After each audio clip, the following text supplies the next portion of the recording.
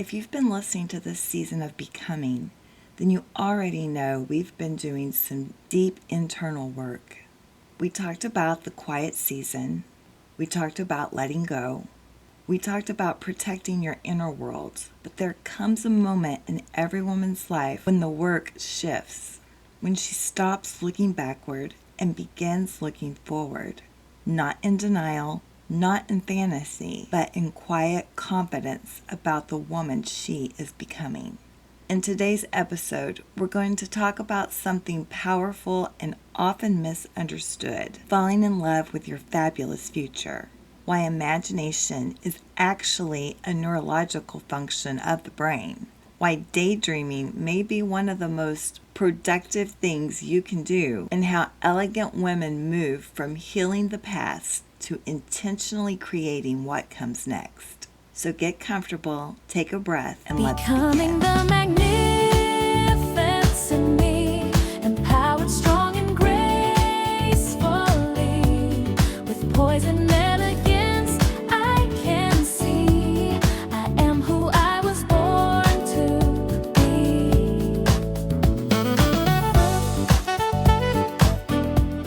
Welcome to Becoming, Conversations in Elegance and Empowerment, a sanctuary for women who desire to live with purpose, grace, and quiet confidence. I'm Senée Luchsinger, your host, author, and transformation guide.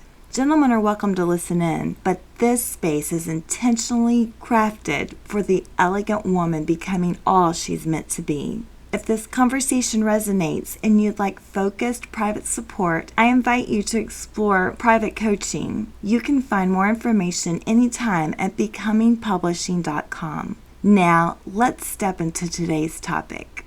This is the moment when an elegant woman stops scanning the past for meaning and she begins cultivating curiosity about what she is becoming and where she's headed. I regularly envision what I want my future to look like. Our brains are so powerful, and we can have what we envision. That goes both ways, however. So it's important to be careful to focus on the positive things you want to see happen in your life, and not the negative ones. Neuroscience has shown that imagining the future is not fantasy. It's one of the brain's core functions. In a landmark 2007 paper in Nature Reviews Neuroscience, Daniel Schacter, Donna Addis, and Randy Buckner found that remembering the past and imagining the future rely on many of the same neural systems in the brain. In other words, the brain is wired to simulate what has not happened yet. Before we talk about the future, I want to acknowledge something important. You cannot imagine forward in a healthy way without first allowing grief to exist.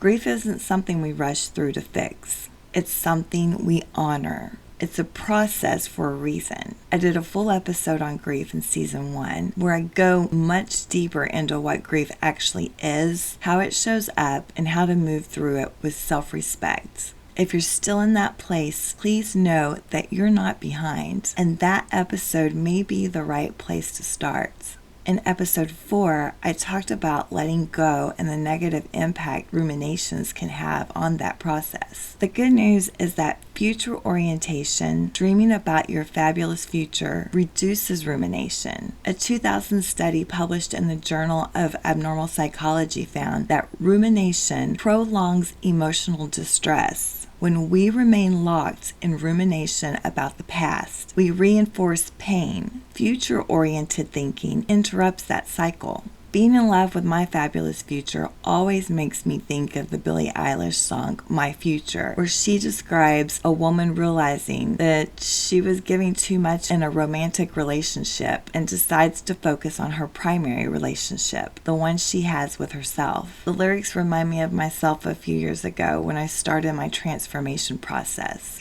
Psychologists Hazel Marcus and Paula Nurius introduced the concept of possible selves in a 1986 article in American Psychologist. They defined possible selves as the versions of ourselves we might become, hope to become, or fear becoming. Their research shows that the clearer and more vivid our future identity becomes, the more it influences our present behavior. There have been several times in my life when living in the present, as beneficial as present mindfulness is, was too dangerous for me. My reality wasn't a safe one. I had to rely on dreaming of my fabulous future to get me through those hard times.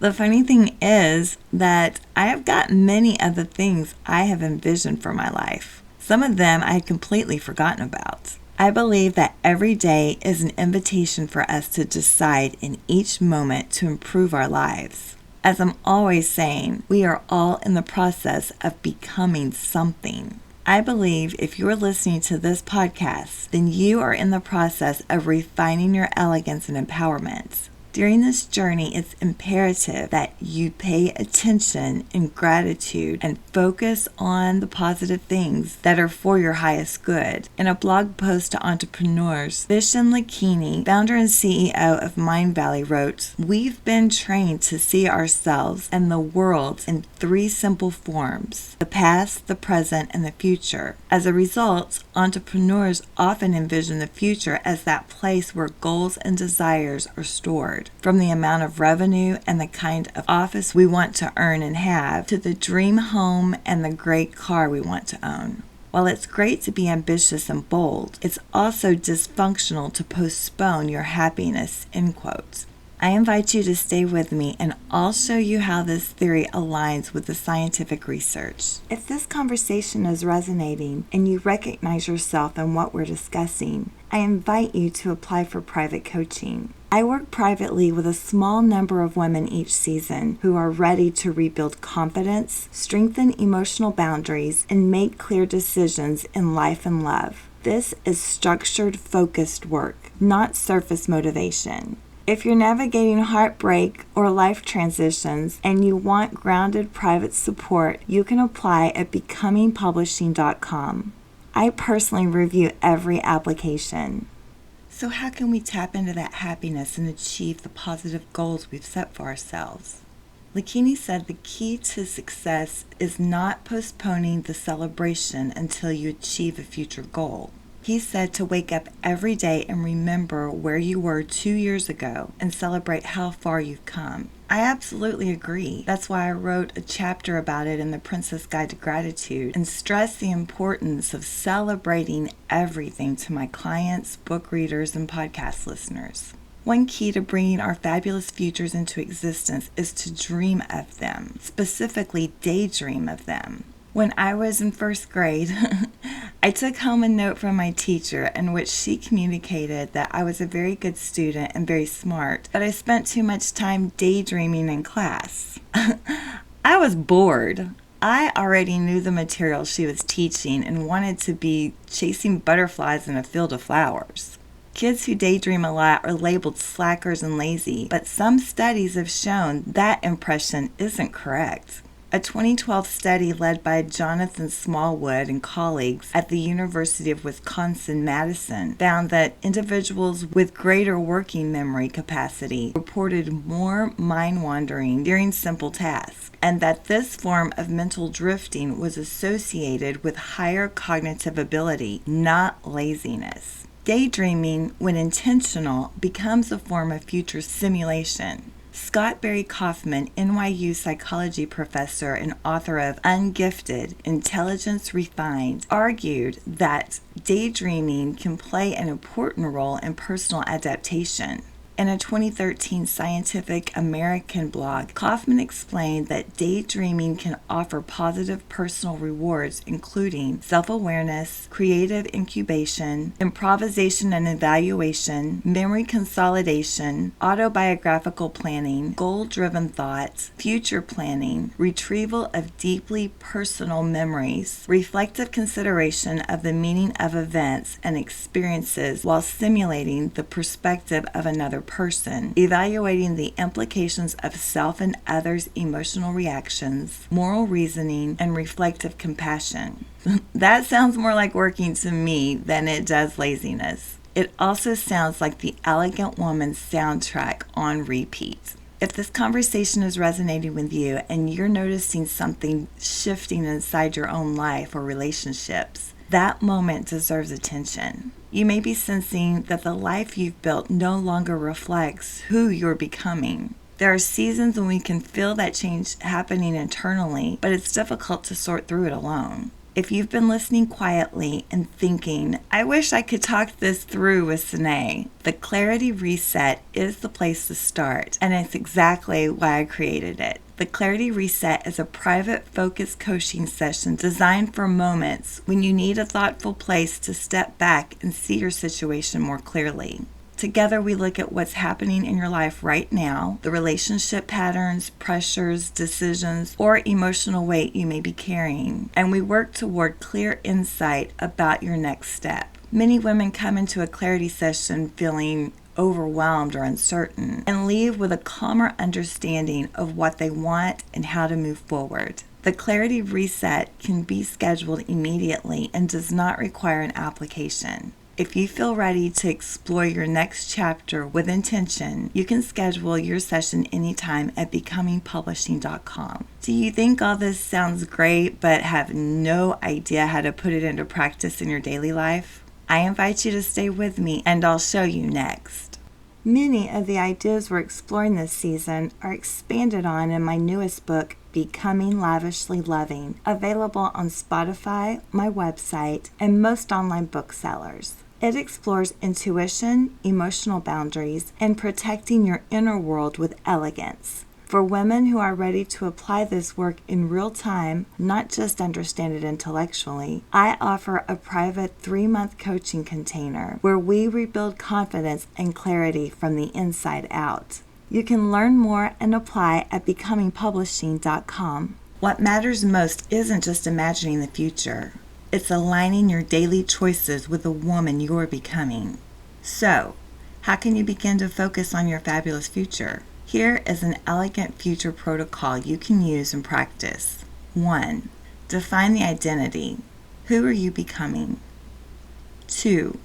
Clarify the emotional tone. What does an ordinary Tuesday feel like in your future life? 3. Name the obstacle. What belief, habit, or fear must evolve to make this picture a reality? 4. Choose one behavior. What small action this week aligns with the woman you are becoming? Our imaginations are powerful. They can help us manifest our dreams by not only giving us the end results, but they can also help show us the way there. Quote, never, and I mean never, allow anyone else's idea of who you can or can't become sully your dream or pollute your imagination. This is your territory, and a keep out sign is a great thing to erect at all entrances to your imagination, once wrote Dr. Wayne Dyer. This is not about forcing positivity, bypassing grief, pretending the past didn't matter. It is about redirecting attention once grief has been honored, allowing imagination to reopen safely, falling in love with possibility again without pressure. If you've listened to all the episodes in Season 2 and have done the internal work of these episodes, then you've earned the right not to just focus on your fabulous future, but to fall in love with it. This isn't denial, it's reclamation. Research psychologist Gabrielle Ottingen, in her 2014 book, Rethinking Positive Thinking, found that positive fantasies alone can actually reduce motivation. The key is something she calls mental contrasting, pairing a vivid vision of the future with a realistic acknowledgement of obstacles. Dream, but also identify what inside you must evolve, because the future doesn't arrive by accident. It emerges from alignments, from imagination paired with courage, from small daily decisions that move you closer to the woman you can already see. And if you can see her, but you're not quite sure how to close the distance between who you are today and who you're becoming, that's exactly the work I do with my clients inside the Clarity Reset. You don't force a future, you align with it. Thank you so much for spending time with me on Becoming Conversations in Elegance and Empowerment. If something in today's conversation spoke to you and deeper focused support feels right, I invite you to explore private coaching at becomingpublishing.com. Until next time, stay elegant, stay empowered. Becoming the magnificence in me, empowered, strong, and gracefully, with poison.